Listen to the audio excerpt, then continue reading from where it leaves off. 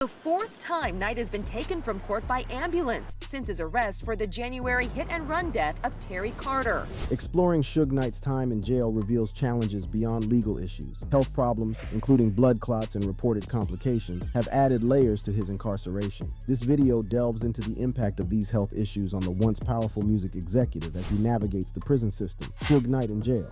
Jail is no walk in the park, and music mogul Suge Knight had to find out the hard way. His jail experience has been far from pleasant. From medical emergencies to spending time in solitary confinement, the Death Row co-founder has found life behind bars very tough. In 2016, Marion Suge Knight, the notorious co-founder of Death Row Records, found himself in the midst of a medical crisis. It was a day like any other when Knight was suddenly struck with excruciating pain in his abdomen. Unable to stand or move, he was rushed to the clinic, where the severity of his condition became apparent. Knight's appendix had burst, causing intense pain and putting his life at risk. The rapper underwent emergency surgery to address his busted appendix, a procedure that required immediate attention. The surgery aimed to remove the infected appendix and prevent further complications. Knight's health hung in the balance as doctors worked tirelessly to save him from the brink of disaster. The recovery process was arduous, and Knight's journey to regain his strength was far from easy. He experienced intense pain and discomfort, enduring weeks of physical and emotional turmoil, but through it all, Knight remained resilient, determined to overcome this setback and continue his fight against the legal battles that loomed over him. As news of Knight's emergency surgery spread, the public became captivated by the rapper's health struggles. The incident shed light on the fragility of life, reminding us that even those who seem invincible can be brought to their knees by unforeseen medical emergencies. Knight's condition served as a stark reminder that fame and fortune do not exempt one from the vulnerabilities of the human body. As Knight began his journey to recovery after the emergency surgery for his busted appendix, another medical complication emerged. Knight discovered that he had developed an abscess near his colon, adding further complexity to his already challenging health situation. The abscess, a localized collection of pus, posed a significant risk to Knight's well-being. It required immediate attention to prevent the spread of infection and potential complications. However, due to its proximity to his colon, performing a draining procedure proved to be too risky. Knight's medical team explored alternative options to address the abscess. They proposed the insertion of a peripherally inserted central catheter, or PCC line, to his heart. This procedure would allow heavy antibiotics to be administered directly to his bloodstream, targeting the infection and promoting healing. However, Knight expressed concerns about the recovery conditions in jail. He feared that the environment might not be sterile enough to prevent further infection or complications. Knight's worries were not unfounded, as a jail official had allegedly warned him that the PCC line could be at risk of infection if he was placed in a non-sterile cell during recovery. The rapper's fiancée, Toy Kelly, voiced her concerns about the situation, emphasizing the need for Knight to be in a sterile environment to properly heal. The couple faced the daunting challenge of navigating the delicate balance between Knight's medical needs and the limitations of the jail system. Knight's struggle with the abscess near his colon highlighted the complexities of his health situation. It underscored the importance of receiving proper medical care and the challenges that can arise when faced with limited resources and an unpredictable environment. In March of 2015, Suge Knight made headlines when he claimed to be partially blind. This revelation added a layer of complexity to his case, raising questions about his ability to stand trial and defend himself. Just a few weeks later, the courtroom witnessed a startling scene as Knight collapsed upon hearing that his bail was set at a staggering $25 million. This dramatic moment only added to the already intense media scrutiny surrounding his case, but the developments didn't stop there. In October of 2015, Knight faced yet another charge, this time for robbery. He pleaded not guilty, further complicating an already convoluted legal battle. As the months went by, Knight's situation seemed to worsen. Amidst these challenges, Suge Knight's lawyer, Tom Mesereau, raised concerns about his client's health. Numbness on one side of Suge Knight's body led to speculation of a brain tumor. However, due to a bullet lodged in his head, which he adamantly refused to have removed, no brain scans could be performed to confirm this suspicion. It was a haunting. Worldwide, he was the trend-setting, backwards pants-wearing Chris Cross who loved making music. But to us, he was just Chris, the kind and fun-loving life of party. Though he was only a short time, we feel we've been able to share some incredible moments with him. His legacy live on through his music, and we will forever. In this chorus of farewells, the collective voice of the music community rise to honor the fallen artist. Some art this tragedy was a reminder of dangers that come with fame, particularly those who find success at a young age. It also raised questions about the support and guidance available to young stars. While the exact circumstances leading to Kelly's substance abuse and overdose remain unclear, it is evident that the pressures and the challenges of transitioning from a child star to an adult artist took a toll on him. The struggles he faced show the need for better support sources for young celebrities.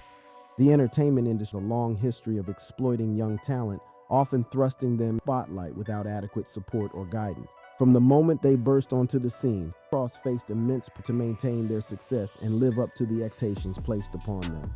The transition from child celebrities to adult artists is a challenging one, and Criss Cross rumored to lack the necessary support. Following Chris Kelly's death, Chris Smith, the other half of the Criss Cross, is less in the spotlight but is still involved in entertainment with Urbane Muse. Celebrity net worth made Smith a fortune to be around $200,000. People say the group was already dead way before Kelly's death. Exploring the story from the start will understand why. Rise to fame. In the early 1980s, the music industry was dominated by core rap sounds from the East West coasts. It's this link. A dynamic duo was formed in the vibrant city of Atlanta, Georgia. It began with two young boys who would go on to become the iconic Criss Cross.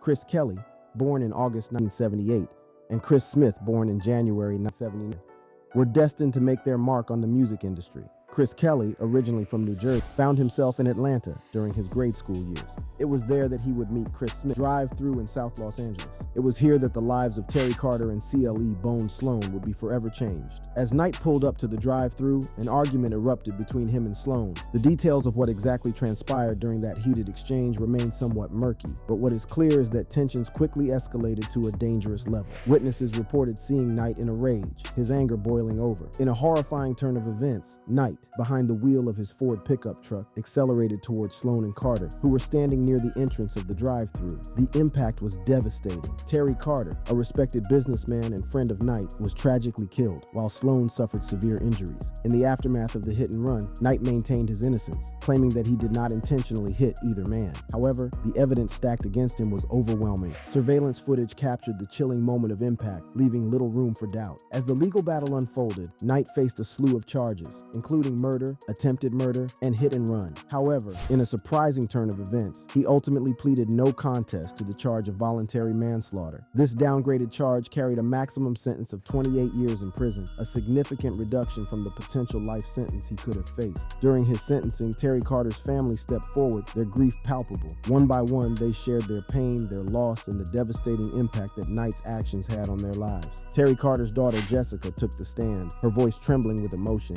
She spoke of the profound void left by her father's absence, the milestones he would never witness, and the love he would never be able to give. Through tears, she expressed her anger and disbelief that someone she once considered a friend could commit such a heinous act. Next, Terry Carter's son, Michael, addressed the court. His voice cracked as he described the immense pain of losing his father, a man who had been his guiding light and source of strength. Michael spoke of the shattered dreams and the void that could never be filled. He pleaded with the court to deliver justice for his father and to ensure that no other family would have to endure such a devastating loss. Cleabone Sloan, the other victim of the hit and run incident, also delivered a powerful victim impact statement. He spoke of the physical and emotional pain he endured as a result of Knight's actions. Sloan described the nightmares that haunted him, the fear that gripped him whenever he stepped outside, and the lasting trauma that would forever be etched in his memory. As the victim impact statements concluded, the weight of the sentencing hung heavy in the courtroom. The judge, Ronald S. Cohen, expressed his sympathy for the Carter family and acknowledged the profound loss they had endured. On the day of his sentencing, Knight stood in the courtroom, his expression emotionless.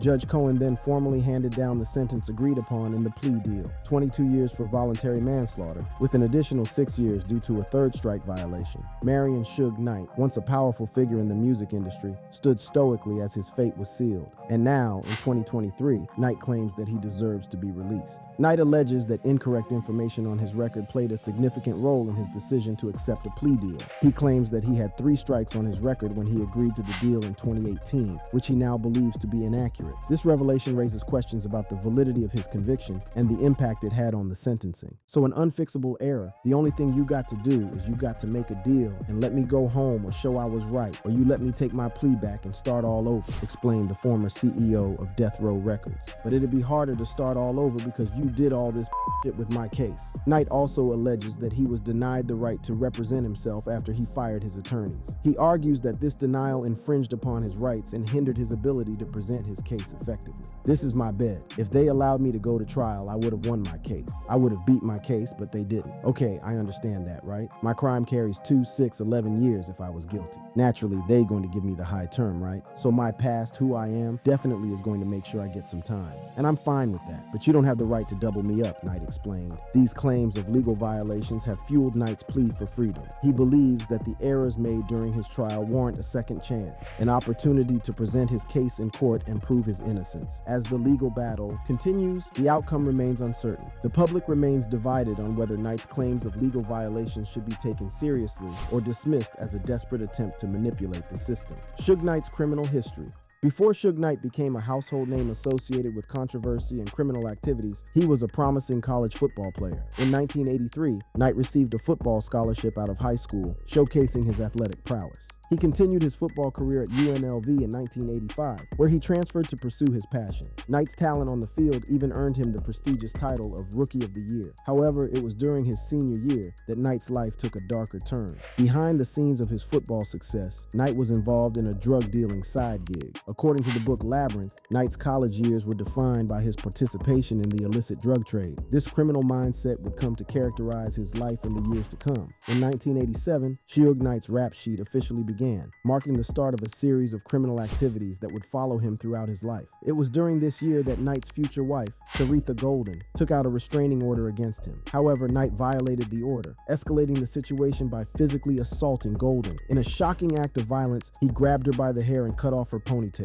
This incident resulted in Knight's first arrest, setting the stage for what was to come. Just 2 weeks later, Knight found himself in another criminal altercation. As an individual attempted to steal his Nissan Maxima, Knight took matters into his own hands. He shot the would-be thief in the leg and wrist, using the assailant's own gun against him. Despite the severity of the crime, Knight's charges were astonishingly reduced to misdemeanors. He faced a mere $1,000 fine and 3 years of probation for this violent act. Knight later bragged that he had shot the man with his own gun in an interview with the Washington Post in 2007. Suge Knight's criminal activities continued to escalate in the late 1980s. In 1988, he found himself in trouble once again, this time for assaulting a man at LA International Airport. The details surrounding the incident are scarce, but it marked another addition to Knight's growing rap sheet. Knight's propensity for violence and aggression seemed to be a recurring theme in his life. These incidents were early indicators of the turbulent path he would follow in the years to come. As his involvement in the music industry grew, so did his reputation for being a formidable and intimidating figure. Little did anyone know at the time that these early brushes with the law were just a glimpse into the criminal history that would define Suge Knight's legacy. The stage was set for even more shocking and controversial events that would unfold in the years ahead. The year 1990 proved to be a busy and tumultuous time for Suge Knight, as he found himself involved in a series of criminal activities. In Las Vegas, Knight's violent tendencies escalated when he used a loaded pistol to break the jaw of an unfortunate individual. This act of aggression resulted in yet another encounter with the law. Knight's legal troubles continued to mount as he pleaded guilty to multiple cases of battery. These incidents occurred in Hollywood and Beverly Hills, respectively, further solidifying his reputation for violence. Additionally, Knight pleaded guilty to a disturbing the peace charge in Van Nuys, showcasing his penchant for engaging in disruptive behavior. Despite the severity of these charges, Knight managed to avoid more severe consequences. He faced probation and suspended sentences, allowing him to continue his controversial journey in the music industry. These events were just a glimpse into the turbulent path that lay ahead for Suge Knight. In 1991, Knight embarked on a mission to consolidate power in the music industry, particularly through his involvement with Death Row Records. This tactic included strong-arming contracts from artists such as Dr. Dre and D.O.C., effectively asserting his dominance in the industry. During this time, a notorious incident involving Knight and Vanilla Ice captured the attention of the media. It was rumored that Knight suspended Vanilla Ice over a balcony, holding him by the ankles in an attempt to force him to sign over the rights to his hit song Ice Ice Baby. While Vanilla Ice has denied this claim, the incident became a part of music industry lore. The truth behind what transpired on that balcony remains a subject subject of speculation, but it is widely believed that Knight's intimidating tactics played a role in the resolution of their legal disputes. This incident, whether fact or fiction, further solidified Suge Knight's reputation as a formidable and intimidating figure in the music industry. It was a glimpse into the lengths he was willing to go to assert his power and control over artists and their intellectual property. If convictions and arrests were an Olympic sport, Suge Knight would have taken home the gold in 1992. This year proved to be a turning point in Knight's criminal history, as he faced a series of serious charges and legal battles. One of the most notable incidents occurred when Knight was convicted of assault with a deadly weapon. This charge stemmed from an altercation where Knight pointed a gun at and beat two individuals who had disrespected him at Solar Records recording studio. The case dragged on for 3 years, with Knight receiving a 5-year suspended sentence and a month in a halfway house. Notably, his defense was partially handled by the renowned attorney Johnny Cochran. In addition to this conviction, Knight found himself involved in another incident in New Orleans. Alongside Dr. Dre and DOC, Knight was arrested during an altercation where 2 people were stabbed. The circumstances surrounding this incident remain a subject of conjecture, with some suggesting it occurred at a radio station event. The details may be murky, but it further added to Knight's growing rap sheet. These events showcased the escalating violence and legal troubles that followed Suge Knight throughout his career. They were just a taste of the shocking and controversial events that would continue to unfold in the years ahead. In 1996, Knight's criminal activities reached a new level of notoriety. Cameras at Las Vegas's MGM Grand Hotel captured Knight and several associates, including rapper Tupac Shakur, involved in the brutal beating of a rival gang member. This incident sent shockwaves through the music industry and the public at large. As a result of his involvement in the beating, Knight was sentenced to 9 years in prison. The incident took a tragic turn when Tupac Shakur was shot just hours after the altercation, ultimately succumbing to his injuries. The circumstances surrounding Shakur's murder remain unsolved, fueling conspiracy theories and speculation. Knight served 5 years of his sentence before being released in 2001. His time behind bars marked a significant chapter in his life, but it was far from the end of his legal troubles. The death row era, marked by violence and controversy, left an indelible mark on Knight's legacy and the music industry as a whole. Suge Knight's name became intertwined with one of the most infamous unsolved murders in the history of hip-hop. In 1997, East Coast rapper Christopher Biggie Smalls Wallace, also known as the Notorious Big, was shot and killed at an event in Los Angeles. Despite being incarcerated at the time, Suge Knight was a major suspect in the case. The motive behind the murder was believed to be retaliation for the death of Tupac Shakur, who was associated with Knight's Death Row Records. The theory suggested that Knight sought to avenge Shakur's death by orchestrating the killing of Biggie Smalls. However, no concrete evidence has ever been presented to definitively link Knight to the crime. The murder of Biggie Smalls remains unsolved, shrouded in mystery and conspiracy theories. While suspicions surrounding Suge Knight's involvement persist, the truth behind the tragic event continues to elude investigators and fans alike. Knight's legal troubles did not end with his release from prison in 2001. In 2002, just days before Christmas, Knight found himself in trouble once again. He violated his parole, leading to a conviction for consorting with a gang member.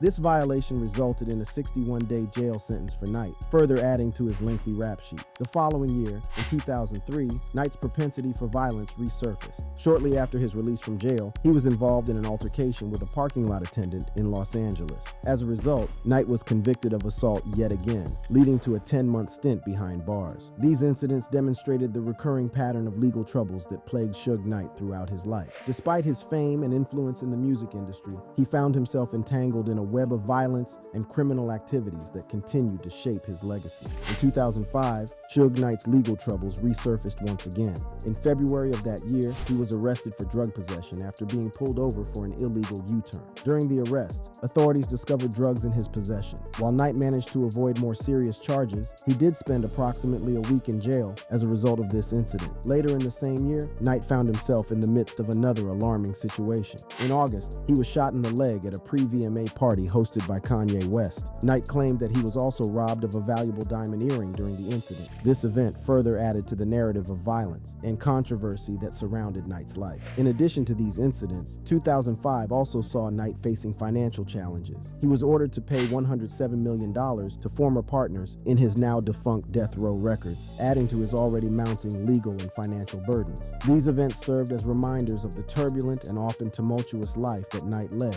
marked by a series of arrests, legal battles, and encounters with violence. Knight's legal woes continued to plague him in 2008. In August of that year, he was arrested for beating his girlfriend, as well as for possession of ecstasy and other pharmaceuticals. The incident occurred outside a strip club in Las Vegas, where Knight was also seen waving a knife. These charges painted a disturbing picture of Knight's behavior and further added to his criminal record. However, the case took an unexpected turn when the young lady involved, Melissa Isaac, mysteriously vanished and could not testify against Knight. As a result, the charges against him were dropped. Knight's response to the dropped charges was a cryptic statement: "God is good. Happy holidays." This incident served as another reminder of the volatile and unpredictable nature of Suge Knight's life, where legal troubles seemed to follow him wherever he went. In 2009, Knight's name was once again linked to a high-profile incident. 5 men broke into the home of musician Akon's producer, claiming that the producer owed Knight money. The burglars made off with approximately $170,000 worth of jewelry, stereo equipment, and a 130-pound safe. While Knight was implicated in the incident, he was not formally charged. Rumors swirled around this burglary, with some speculating that it was a retaliation for a previous altercation involving Knight. In February of that year, Knight had allegedly been on the receiving end of a beating at a basketball event, reportedly at the behest of Akon.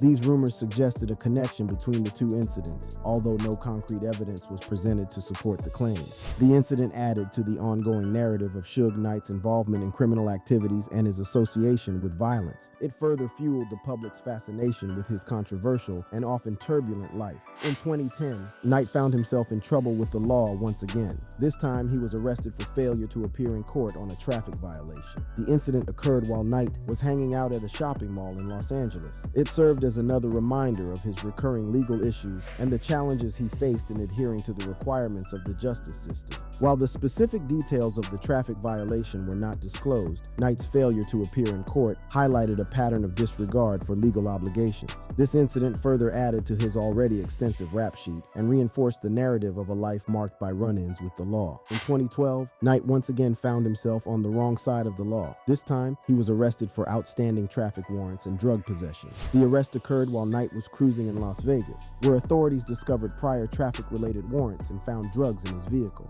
The outstanding warrants indicated a pattern of disregard for traffic laws and legal obligations. Additionally, the drug possession charge further added to Knight's legal troubles. These incidents served as reminders of the ongoing challenges he faced in maintaining a law-abiding lifestyle. Despite his fame and influence in the music industry, Knight's encounters with the justice system continued to shape his public image and reinforce the narrative of a life marked by legal entanglements. In 2013, Knight's legal troubles persisted when he was arrested once again. This time, it was for a misdemeanor traffic violation in Los Angeles. During the arrest, authorities discovered an outstanding warrant for Knight, leading to his detention. The specifics of the misdemeanor traffic violation were not disclosed, but the incident highlighted Knight's ongoing struggles with adhering to traffic laws and legal obligations. The discovery of the outstanding warrant further added to his legal woes, underscoring the recurring pattern of encounters with law enforcement. In 2014, Knight's legal troubles escalated once again. He was arrested for theft after being accused of snatching and stealing a camera from a photographer in Beverly Hills. This incident added to the long list of criminal activities associated with Knight's name. Following the theft accusation, Knight was apprehended in Las Vegas on October 29th of the same year. The arrest marked another significant event in his ongoing legal battles, further fueling the public's fascination with his controversial life. Knight's life has been a constant fight with the legal system, which is entirely his fault. It will be interesting whether his plea for release will amount to anything or whether he will continue living out his days in the prison's terrible conditions. If you enjoyed this video, click on the boxes playing on your screen to watch similar content.